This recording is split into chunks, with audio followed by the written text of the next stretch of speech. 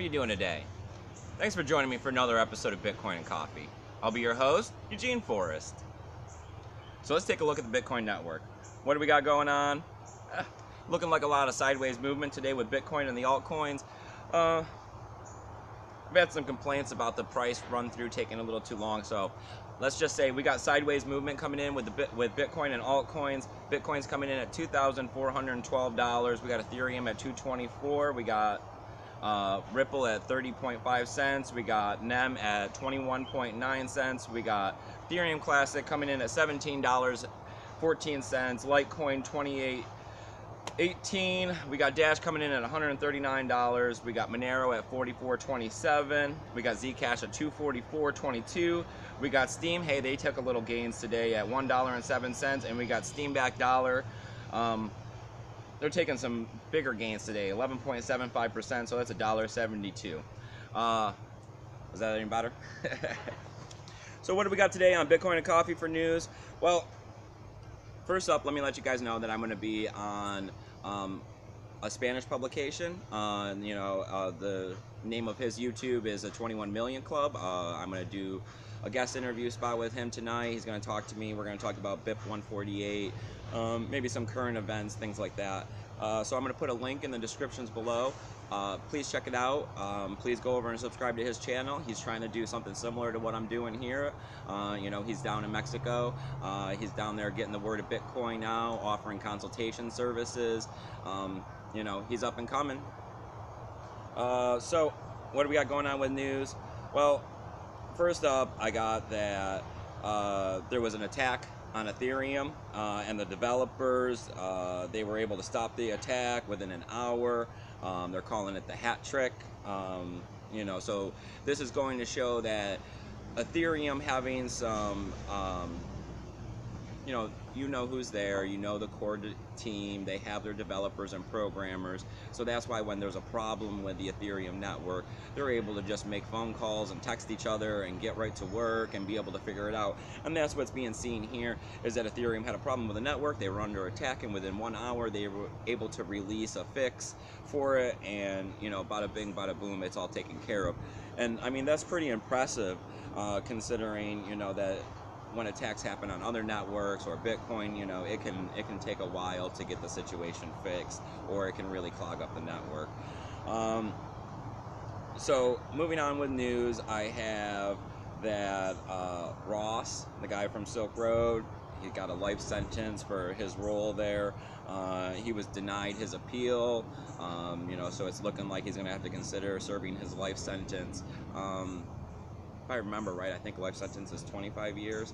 That's a long time to be spending in jail just for trying to do illegal things with Bitcoin to get rich. It's an example set for all of us, I guess, that this is the Wild West, but just like back in the Wild West, if you became too much of a bad guy, all the white hats came riding out and put you down, right? So let's get into the next bit of news that I got here for Bitcoin.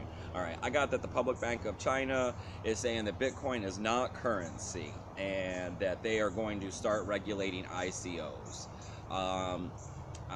Personally, I think that this stance of taking that Bitcoin isn't currency, I don't think that is in their best interest, especially with Japan saying that it's considered currency, Australia coming online, Russia looking over there at being able to tax it and call it currency. Most of that area of the world is starting to move in that direction of, calling Bitcoin currency and making way for the future. The point of having the regulation on the ICO, this is the first I've ever heard of any country or any kind of regulations actually coming to these ICOs, and I think that this was coming. I mean, this is something that was to be expected. With the popularity and the fact of the white papers is all they got behind them, and that people are probably going to be getting screwed really bad on this, is why that this regulation is going to end up being needed. I have another scam alert. New Zealand is saying that we grow bitcoins is a complete scam. I just looked over at it briefly, and I think they're promising something like $150,000 a month, like 60 bitcoins or something. So I mean, instantly, when it sounds too good to be true, it more than likely is. So I'd steer clear. But yeah, so if you've heard of that or you know anything about it, don't go there. Stay away from it. If you hear other people talking about, steer them away from it too. And then I have that they're calling it SegWit 2X. The SegWit adoption that is looking to be done by the miners, Bitmain, the 58 companies, and all of that got together. But the problem is that we have the user activated software coming up, regardless of whether or not we want it to, on August 1st here. So the problem there, as it was explained on the Dollar Vigilante, is where I seen it and kind of got the best comprehension of it, is his speaker that he had there. I forget his name. He's an intelligent gentleman. Big smile. He was talking about how BIP 148 is going to need to be supported by everybody due to the fact that if later on down the road BIP 48 or 148 is the only adopted chain, how any transactions that were not coded in the blockchain, would be reversed, if that came over to be the full Bitcoin. And that was going to be a thing of concern. It was going to cause turmoil in Bitcoin. It could potentially create a hard fork in the splitting of Bitcoin. And, it was going to put a scare in people once this all, kind of became more, closer to August 1st and came to light. And personally, I hadn't taken a stance on whether or not I was pro or against the user activated fork because I wasn't sure how this was going to play out. I'm not a coder, so I don't know exactly how all of that would work on that end, but I knew that there was going to be some sort of contention there, and usually whenever I think that you force somebody into something, it's never a good idea.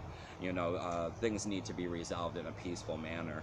But what I'm getting here is that they are looking and are they received some criticism for the SegWit 2X protocol that they're going to be looking to adopt after September, and it's looking like they're going to go ahead and make it compatible with the BIP 148, and that's great news.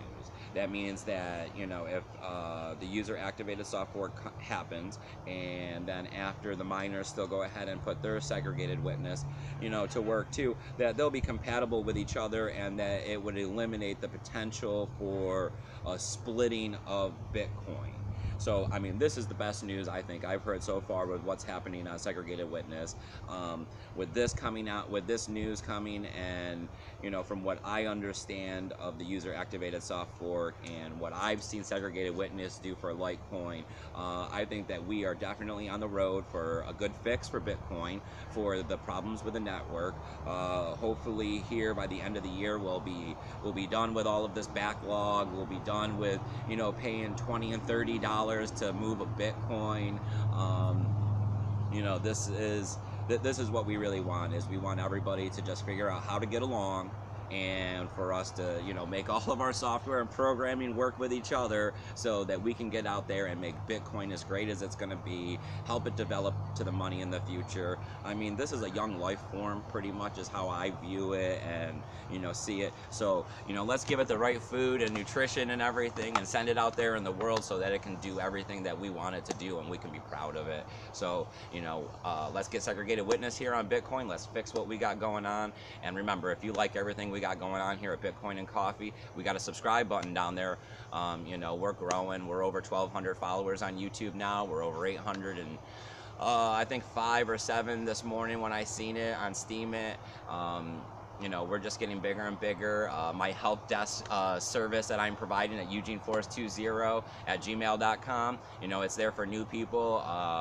That's taking off. I've been spending quite a bit of time with that, and that's absolutely wonderful. That's the point of what this is all about, is to get people, talking about Bitcoin, helping the new people able to get through it so that they're not concerned, they're not scared, they're not feeling overwhelmed by all of this technology, because this is a lot to take in. I must have spent at least close to a year in this space before I even decided to come on camera and talk about it. And at this point in time, I'm still, you know, I'm never 100% sure in everything that I do when it comes to Bitcoin, because I'm not an expert programmer. I am not an expert marketer. I am not an expert cryptographic, you know, scientist. So, you know, there is always, you know, room for improvement. You know, things are always changing out there. And like always, you know, you never know what's going to happen with Bitcoin. So guess what, my friend? Keep your Bitcoin safe.